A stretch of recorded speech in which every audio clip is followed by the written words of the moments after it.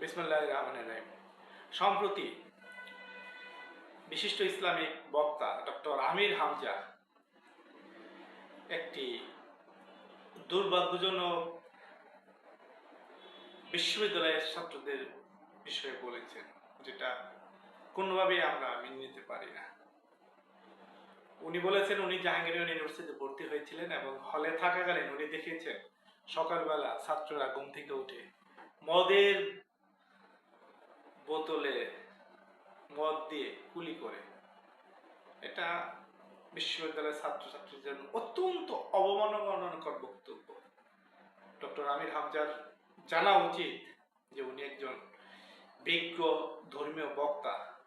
উনি যখন কোনো কথা বলে এই কথাগুলা অনেকখানি দ্রুত ছড়িয়ে যায় এবং দেশের জনগণের একটি বড় অংশ এটাকে সত্য মনে করে।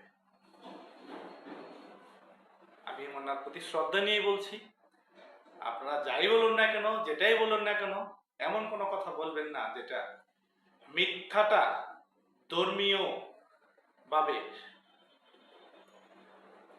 বিভ্রান্তি ছড়ায়। ওনার জানার জন্য বলছি, বিশ্ববিদ্যালয়ে থাকাকালীন আমিও দীর্ঘ 7 বছর হলে অবস্থান করেছিলাম। আমার চোখে কখনোই এই ধরনের কোনো ঘটনা পড়েনি। তবে হ্যাঁ, একটা বিষয় যে হলে যারা আমরা থেকেছি, খুব অল্প সংখ্যক স্টুডেন্টরাই পানি খেতে জগ ব্যবহার করে।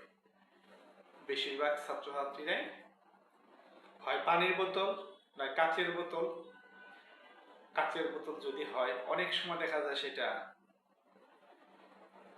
মদের বোতল, যেটা খালি বোতল বাজারে কিনতে পাওয়া যায়, সেই বোতলটা অনেকেই ব্যবহার করে।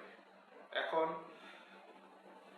কেউ যদি মদের বোতলে পানি দিয়ে কুলি করে পানি খায়, সেটা যদি মদ হিসেবে ট্রিট করে, সেটা তো অত্যন্ত দুর্ভাগ্যজনক।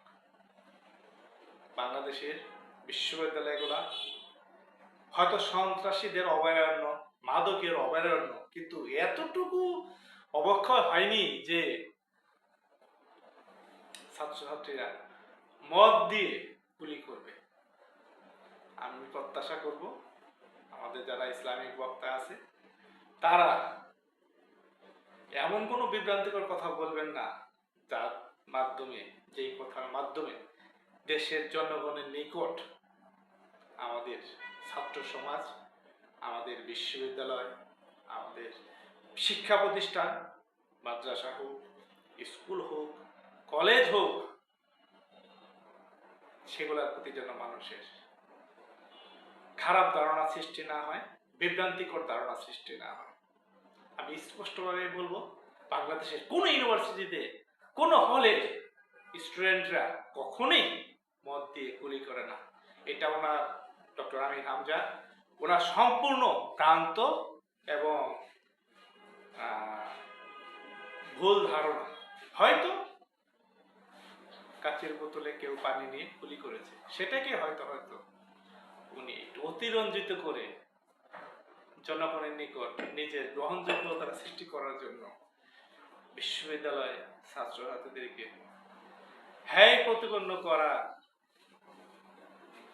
অশুভ উদ্দেশ্য ছিল, অথবা জনগণের নিকট নিজের গ্রহণযোগ্যতা সৃষ্টি একটি অপতৎপরতা ছিল।